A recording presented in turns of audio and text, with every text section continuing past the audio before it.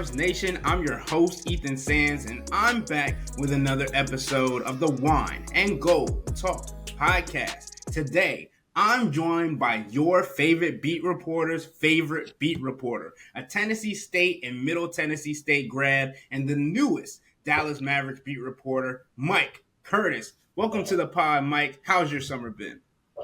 Appreciate it, man. Thanks for having me. It's been a short summer just because the Mavs went to the finals, but things have slowed down here since free agency and summer league. So I'm getting a little bit of a break. So I'm starting to enjoy that a little bit. Of course. I mean, obviously, you had a quick turnaround when it comes to a lot of different things, Mike. We're going to have to get into your story a little bit as a journalist. I know I gave a brief look at where you've been and where you are now, but that small intro doesn't really do you justice to the amount of work that you've done to get to where you are. You've covered Syracuse sports for nearly 4 years, and then we're on the Detroit Pistons beat for almost 2 years before transitioning to covering the Mavericks right before the playoffs last year. What has it been like for you and your journey to see it grow and all the things that you kind of manifested kind of take shape in the last 5 years? Yeah, man, that's a really good question. And something I kind of think about a lot. I still remember those days when I was covering high school sports in Syracuse for cleveland.com. Obviously, during the pandemic, I was able to get a promotion to cover the collegiate level, and that propelled me on my path to cover the NBA. But when I think about my journey, especially over the last, I want to say 4 to 5 months, it's been a whirlwind. Especially going from covering the Pistons to the Mavericks in the same season. For those who don't know, I used to cover the Pistons for the Detroit News.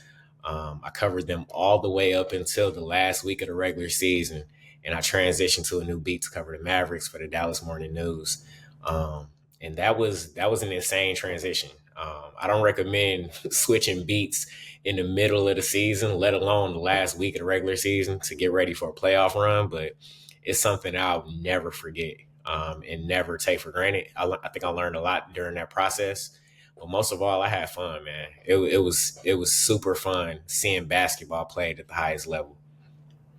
Mike, I mean, you talked about it, right? The transition from Detroit to Dallas. You didn't even move apartments fully until, what was it, the second round? Like, you walk us through what your timeline looked like going from Detroit to Dallas. Yeah, so I essentially, aside from the job and having to do that every single day, I had 3 phases of my move. In early April, I drove down from Detroit to Dallas in my car with just clothes and a TV. I stayed at a hotel for the first 11 days, and then I transitioned to one of my best friends. He owns a home here, so he let me stay with him until my apartment was ready, which I literally just moved into this apartment, I want to say 2 to 3 days ago. So it's still boxes everywhere. But that was the third phase. So the second phase was at the beginning of the Western Conference Finals when the Mavs played the Timberwolves. I missed games 1 and 2 in Minnesota because I had to go back to Detroit to get all of my stuff out of that apartment, or they were going to charge me for another month. So it's been crazy, man. But it's, like I said, it's something I'll never forget. And obviously, we're going to get into all things Dallas Mavericks, Kyrie, Cavs, and all those things. But I want to start with your old stomping grounds first, right? You talked about being in Detroit with the Detroit News and being there for the entirety of 2 seasons, right? And now, most recently, the Cavs fired J.B. Bickerstaff, and the Detroit Pistons scooped him up after firing Monty Williams. So Bickerstaff is known for his time in Cleveland, bringing them from an afterthought kind of team to playoff contenders. How do you think this player development style and culture setting attitude could help the Pistons in the long run, especially when it comes to next season? Yeah, I think they're set up for a much better season than they've had in recent years, for sure. But JB Bickerstaff is the third coach in 3 seasons. Of course, they had Dwayne Casey. Then they just had Monty Williams, and now they're bringing in JB. But I think he's proven that he can take a team that's at the bottom of the Eastern Conference and turn them into a play-in contender, and then eventually turn them into a playoff contender. So I think he has a heavy load ahead, but I think he's starting to get the right pieces around him. Well, not starting to get the right pieces around him because he just got there, but you already had the foundation laid in Cade Cunningham. You brought in Tobias Harris, who's going to be a remarkable addition for this team, I think, just because he has that veteran presence and he's able to go get you a bucket. That's two things that they were missing last year. Just another person outside of Cade Cunningham who can kind of go get their own shot.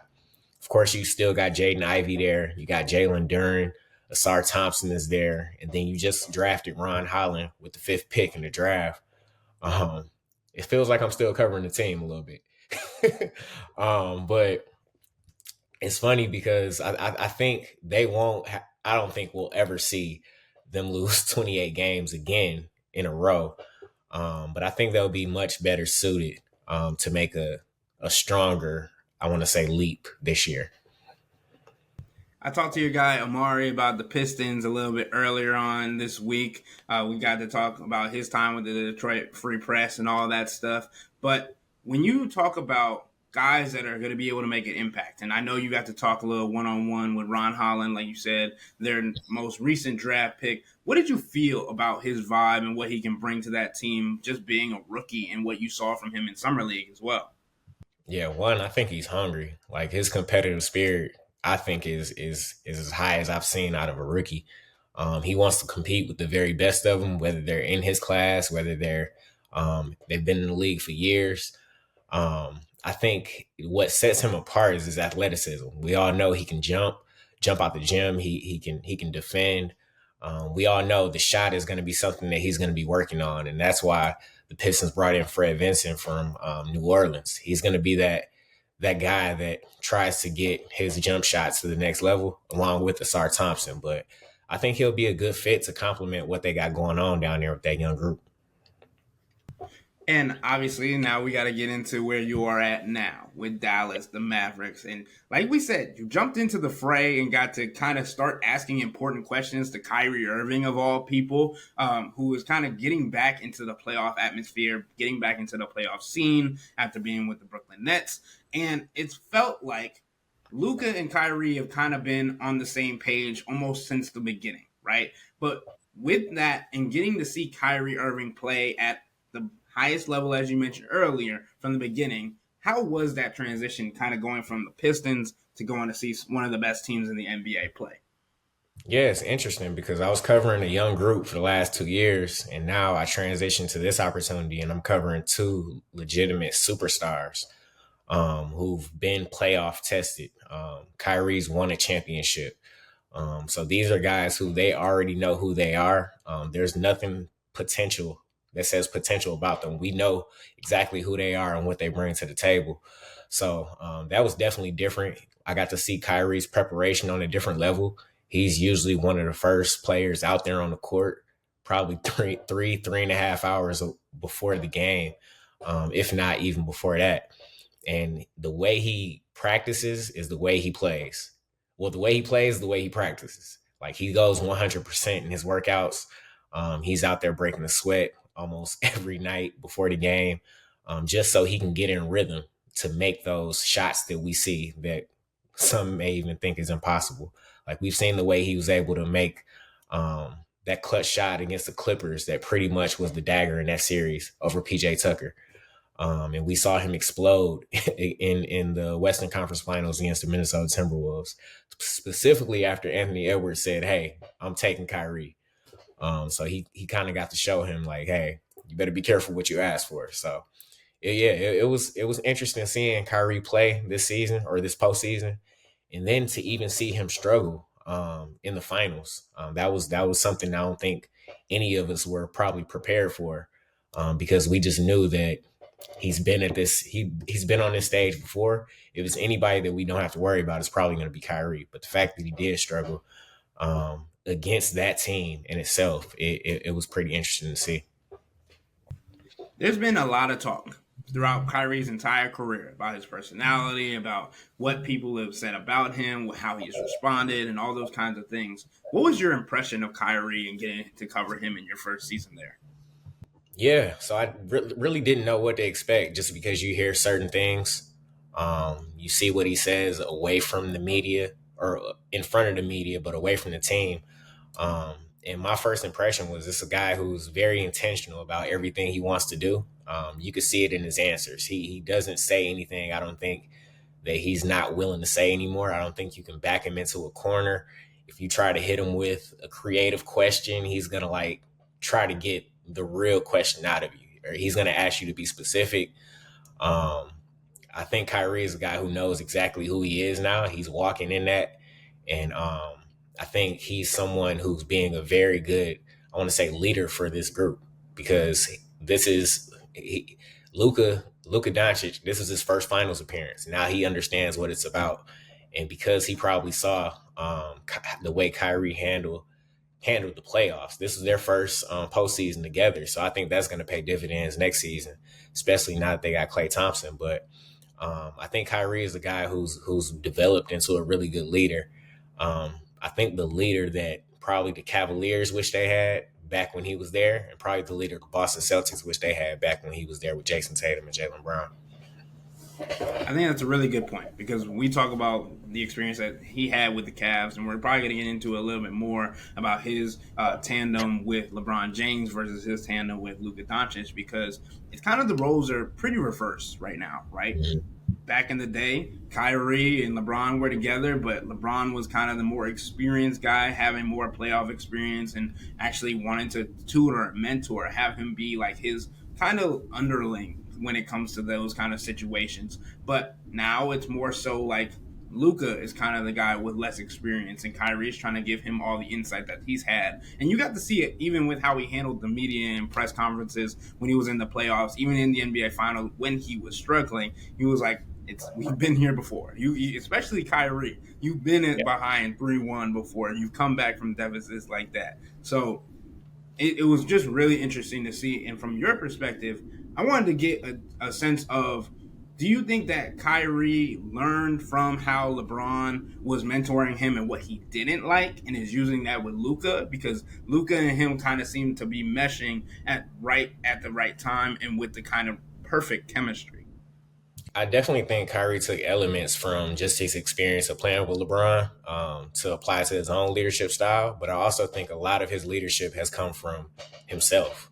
Um, his ups and downs throughout his career, everything he's learned at each stop, Cleveland, Boston, Brooklyn, and now he's applying everything he's learned and he's using it here in Dallas.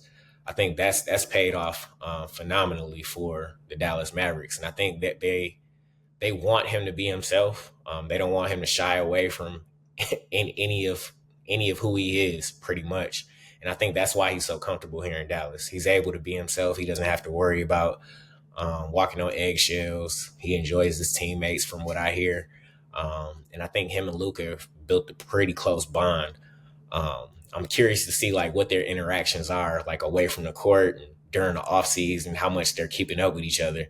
But I think that they've established a pretty good like core foundation for this team.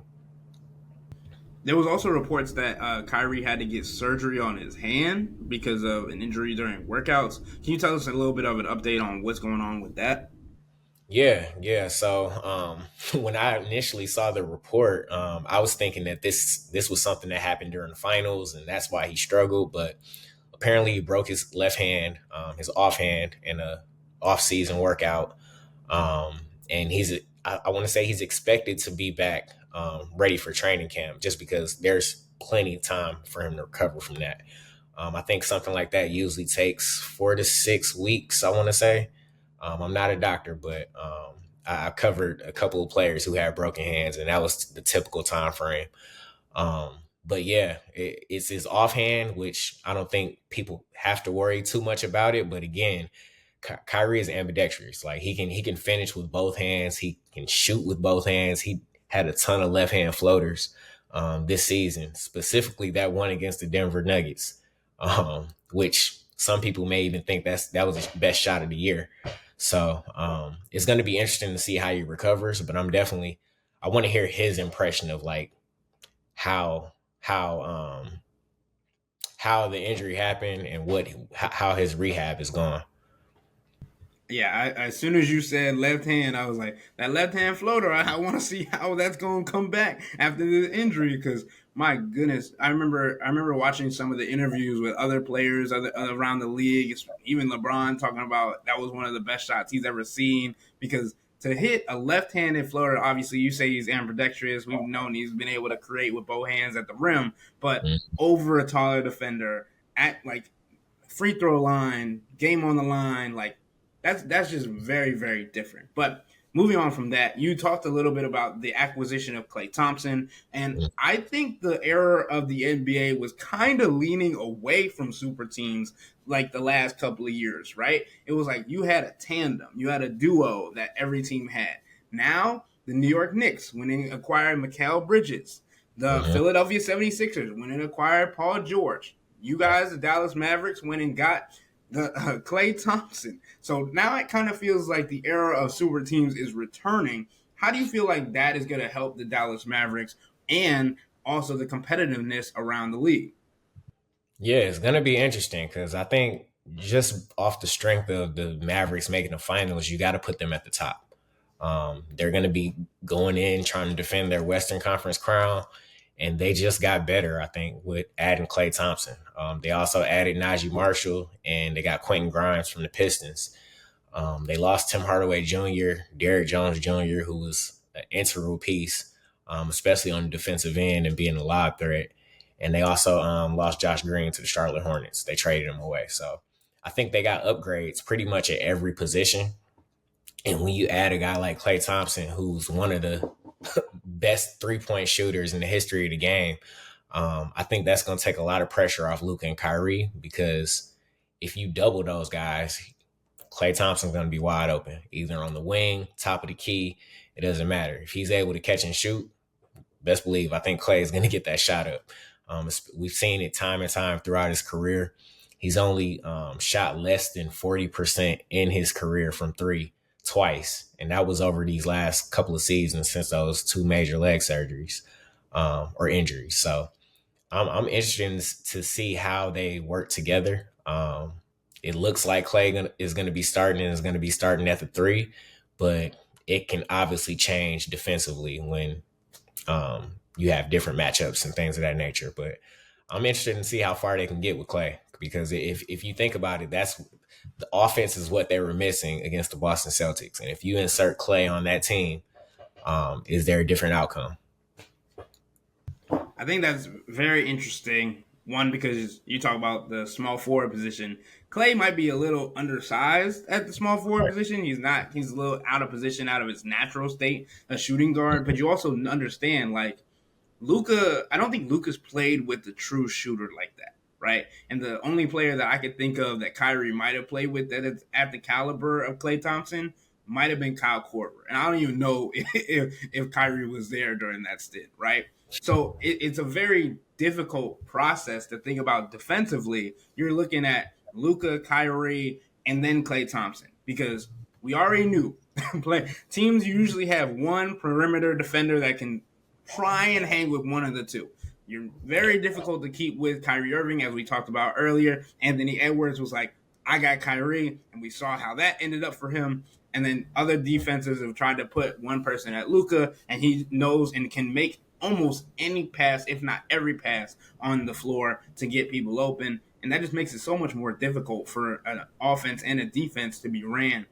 Then you throw in Klay Thompson in there, who is just knows how to run around, how to move off ball, and been around Steph Curry for his entire career, where you can see what he takes from that. Plus, adding that into an offense that already has two elite scorers when it comes to at the basket and from the perimeter, I think it's elite already. But I wanted to get your thoughts on, because we talked about the other NBA teams that have made the moves, and obviously the Cavs wanted to get to the next level without making a whole lot of moves this offseason other than adding a new head coach.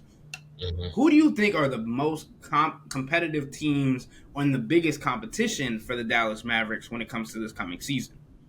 Yeah, I think you got to look at the Western Conference, and it's the team that they beat in the second round, the Oklahoma City Thunder. When you take a look at their offseason, adding Alex Caruso, I think they traded Josh Giddey to the Bulls. I think that's a really good pickup for them.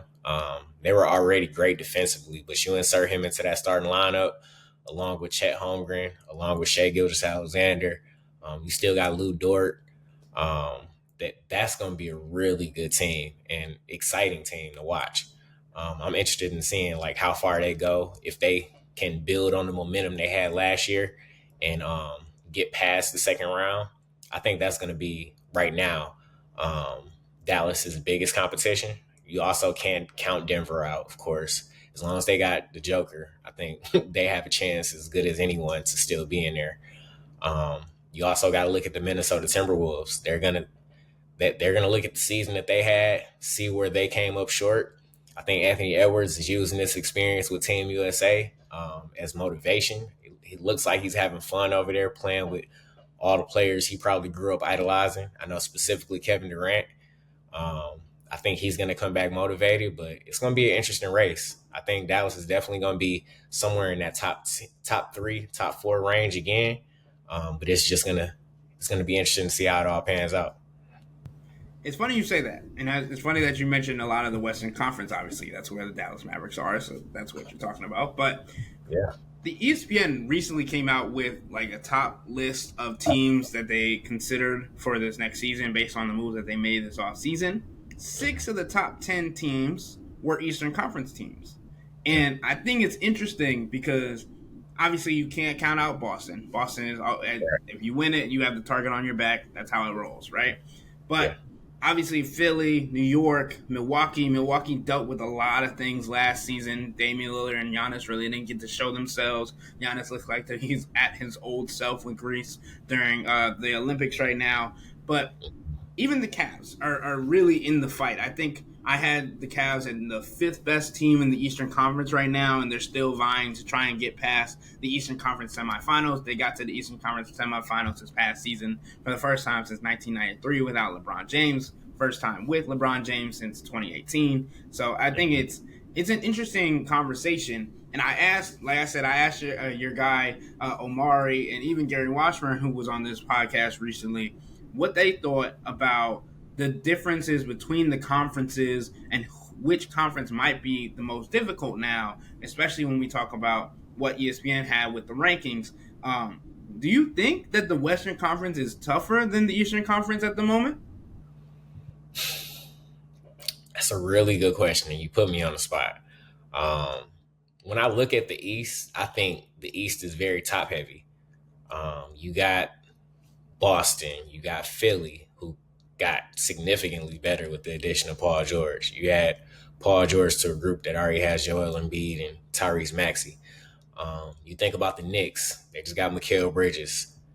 Adding another Villanova guy to that group that already has Jalen Brunson, Dante DiVincenzo, Josh Hart. You got Julius Randle coming back, so that's going to be an interesting team to watch. I forgot Isaiah Hartenstein. He went from the Knicks to the OKC Thunder. I forgot to mention him when I was talking about the Thunder. So yeah, that's another guy you got to watch out for on that team. But you mentioned the Bucks, you mentioned the Cavs. I think those are the top five teams right there in the East. And after that, you can go Indiana, you can go Orlando, Miami's still in the group. So I think the East is very top heavy. The West, I think, is wide open. Any team can probably rise to the crop. And when you look at Dallas, you look at Denver, OKC, Minnesota.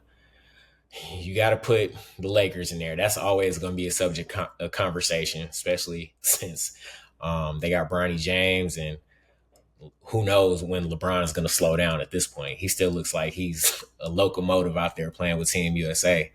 The Clippers is going to be an interesting team to watch. Um, Without Paul George, I'm not sure what gets it done or how far they get, if they even make the playoffs, or they might be at the or hovering around the play-in tournament. But there's a lot of teams out there in the West, and I think top to bottom, it might be a better conference. But the East, those top four, top five, those are some strong teams.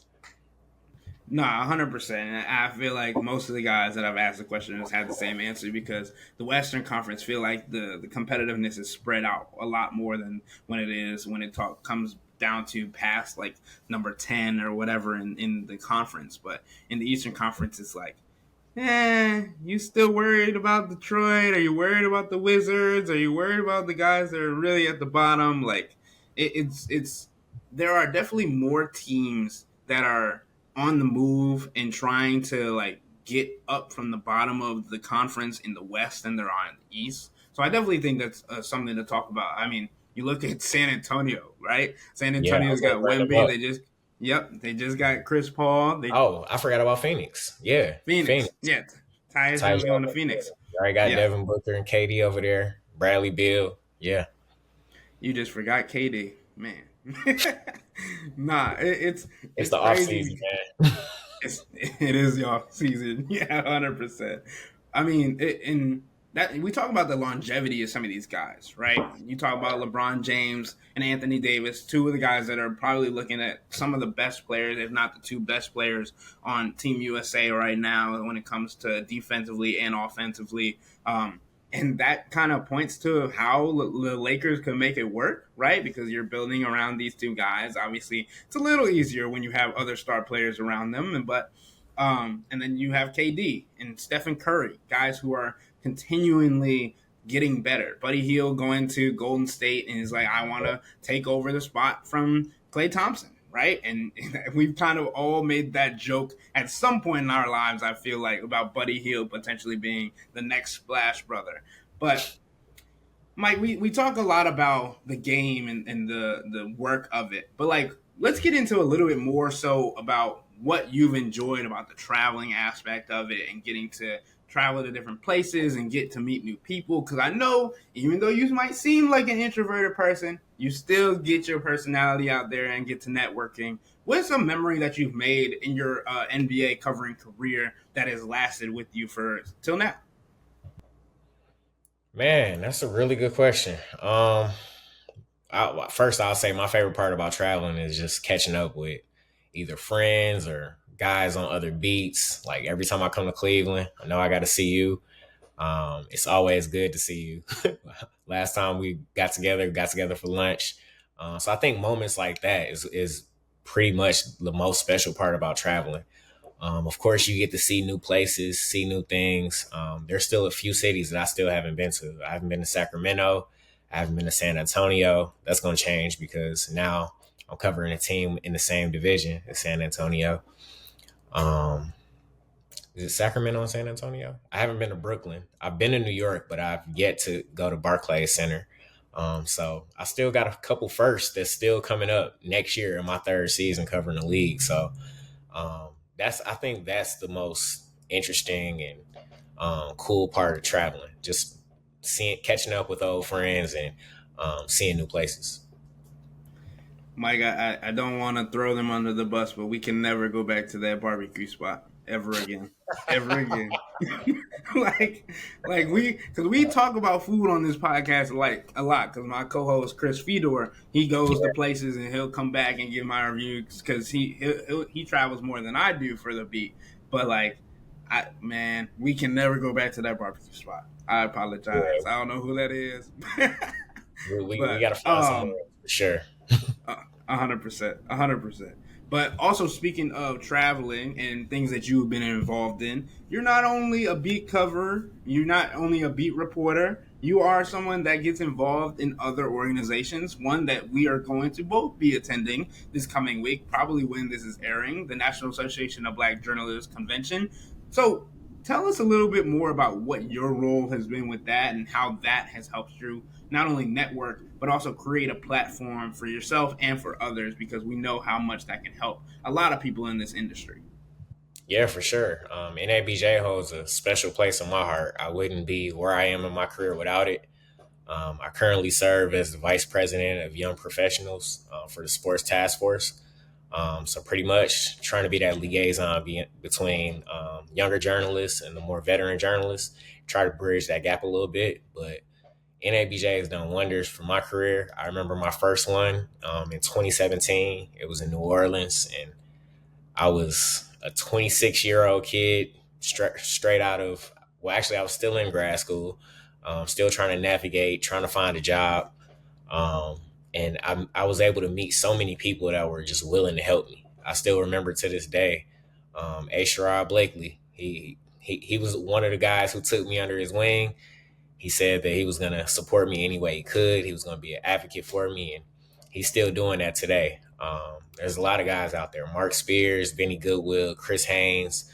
You mentioned Gary Washburn, Jerry Brewer's another one. So a lot of my mentors and guys that I look up to in this space, they were able to help me out when I was a young journalist, and now I try to do the same. If I see someone who's looking to become an NBA beat writer, I try to let them know a little bit about my journey and things that work for me, and hopefully it can help them too. So I love NABJ, man. It's going to be a fun week in Chicago, just catching up with people. I'm actually going to be on a panel for the first time, so that's going to be super special, just about how sports journalism has changed and where we see it going in the future. So it should be fun, man. You're still a young journalist, Mike. You're still a young journalist. Don't let them take that away from you. But Yeah, thank true. you again for joining us. I appreciate you hopping on the pod. But that'll have to do it for today's episode. But let us know anything that we didn't miss that you think that the fans should know before we wrap this up. Yeah, I know we didn't talk much about the Cavaliers, and that's pretty much what this podcast is about. But I'm interested in seeing like how this team recovers now that they got Donovan Mitchell locked into a new deal. It's going to be interesting to see how that dynamic between he and Darius Garland continues to go forward. I'm looking forward to seeing what this team does under Kenny Atkinson. I think that's another big thing that a lot of people aren't talking about as much. Just the new coaching addition. So I'm looking forward to seeing some stuff from the Cavs. Well, okay, now I have to ask you the question. Uh Do you think that this team is one that can challenge in the top of the Eastern Conference, or what do you think they need to add, or what do you think that they should expect coming into this next season? Yeah, as currently constructed, no, I don't think they can compete with the top four that I named earlier. I think they need another wing, just a wing who can score, who can defend, but primarily score for sure. Because you got to have somebody that can complement Donovan Mitchell. You got the two bigs in Evan Mobley and Jared Allen. I just think you need another guy who can go get his own shot. Do you agree? What do you think they For need? sure. What do I think they need? I think I've been preaching 3 and D, Yeah, longer threat for the entire offseason, right? Because we've been talking about the Isaac Okoro stuff that's been going on.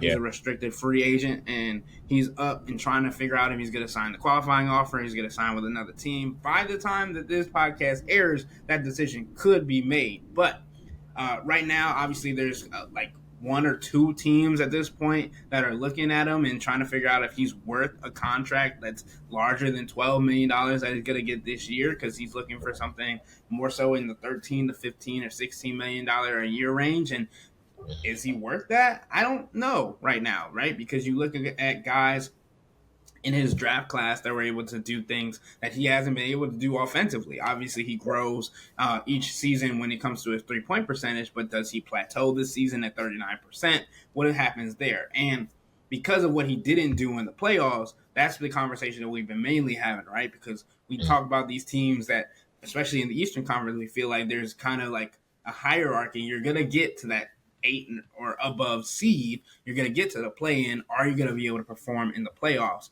And I think last year they got Max Strus and George Niang for that playoff experience. Those two guys didn't show up in the playoffs the way that they needed to, the way that the Cavs expected them to. Max Strus obviously played his role in different facets with guarding harder defenders or offensive players than he was expected to. But when the Cavs signed those two main guys, they were like, we feel like we're going to get shooting. That didn't happen. So I definitely think it's hard because I can name all these things that they need, right? But when it comes to the cap space situation, first apron, second apron, all the nerdy stuff that we don't have to go into, it's a conversation of the room that they have, the room that they don't have to make moves. And The only thing that I've been seeing or understanding to be a possible uplift for this team at the moment would be them to do a sign and trade with Isaac Okoro and get somebody that can add size while not losing too much defensively and adding as a shooter, right? So we've talked on this podcast about guys like Dorian Finney-Smith, Cam Johnson, DeAndre Hunter, like some of those guys that have the size and the shooting capabilities while being able to play decently defensively. Like, obviously, you're going to lose a little bit of something when you lose Isaac Okoro, right? Because he's the best perimeter defender on the team. But are you willing to give that up? And I feel like we're going to get an answer to that question this week. And it's definitely going to be interesting because who do you have or who do you put on other players that, like you say, Kyrie Irving, Luka Doncic, now Klay Thompson? Who do you put on those guys if you don't have an Isaac Okoro? Like for the Cavs, it's like, do you put Karis LeVert on Kyrie Irving? I don't know. That's a question we'll have to find out. Nah, I don't know either because I don't know who you put on Kyrie. I don't think you put anybody on Kyrie. You just say, Kyrie, if you get a bucket, you get a bucket. Everybody else. That's the hard part because that's what I've been saying, right? Because the defense, like if you put one person and you say you're allowing one person on the opposing team's offense to score and you're going to shut down everybody else, that's saying if you can shut down everybody else, right? Now on Dallas, it's like Luka, Klay, Kyrie. Yeah, no. And you still have to work with the lob threat and Daniel Gafford and Derek Lively. Like that was an integral part of their offense this postseason. When that was going, they were usually winning because it adds a different dynamic. You got the isolation style play with Kyrie and Luka. Now you add in the catch and shoot threat and Klay Thompson, and you still have that lob threat with people who can throw the lob. So I think that's kind of what sets Dallas's offense apart these days. 100%. And I mean, obviously, we've also had conversations, not between us, but on this podcast in general, about the importance of when trying to figure out which player would be the most tradable, right? Karis LeVert's contract is coming to an end shortly. So he could be on the trading block when it comes to the trade deadline or before then, depending on how he plays this season, because you want to keep the value high for him. Obviously, he had a decent season last year. And then it's a conversation between Darius Garland. Do you trade Darius Garland? Because you do need a piece, and you think about the bigger players that could be potentially on the market. You're not getting them if you're not giving up a big piece. And the Cavs don't have the draft capital to make those moves either. Who would you think would be a better trade pick right now between Darius and Jarrett? I think you probably could get more for Darius Garland. He's a guard that can go get his own shot. He has an elite handle. Of course, he struggles on the defensive end, but he's still a young player and he's growing. So I think you definitely get more upside with Darius. I think so too. I think that's because you think about how the Cavs are set up defensively. Obviously, with Kenny Atkinson, they want to make a better offensive team with different schemes and stuff that they didn't have with J.E. Bickerstaff. But you don't want to lose that defensive identity. Sure, you could put Evan Mobley at the 5. You get rid of Jared Allen. But to the conversation of how long will it take him to adjust to going up against true 5s every game for 82 games, right? Jared Allen's been doing it, and he got a broken rib in the first round. That's kind of how it goes. But I think those two together in the front court could work better than Darius Garland and Donovan Mitchell being small in the backcourt. And I've said this on multiple times on this podcast because like we said about playing out of position with Klay Thompson, Max Strus has kind of been playing out of position because he's not really a natural small forward. He's more of a natural shooting guard. And if you adjust the lineup for the Cavs and say, okay, we're going to remove the small backcourt, we're going to have less defensive liability and put Max Strus in the 2, and Donovan Mitchell's going to run the 1 and get somebody to slide into the small forward position, potentially from the Isaac Okoro sign and trade, potentially from a Darius Garland trade. That kind of eliminates a lot of the issues that the Cavs have been having. Yeah, I agree. All right. Well, now we talked a little bit about the Cavs. Now we talked a little bit about Dallas. Now we talked a little bit about the Pistons and the entire NBA, especially some LeBron and Kyrie stuff for you Cavs fans. But Thank you again, Mike, for joining us. And with that being said, that'll wrap up today's episode of the Wine and Gold Talk podcast. But remember to become a Cavs insider and interact with Chris and me by subscribing to Subtext. We told you guys that there's a possibility of the Isaac Okoro trade or qualifying offer signing to happen this week. To be the first people to hear about that, sign up for Subtext. To do so, sign up for a 14-day free trial or visit cleveland.com/Cavs and click on the blue bar at the top of the page. If you don't like it, that's fine. All you have to do is text the word STOP. It's easy, but we can tell you that the people who sign up stick around because this is the best way to get insider coverage on the Cavs from me and Chris. This isn't just our podcast, it's your podcast. And the only way to have your voice heard is through Subtext. Y'all be safe. We out.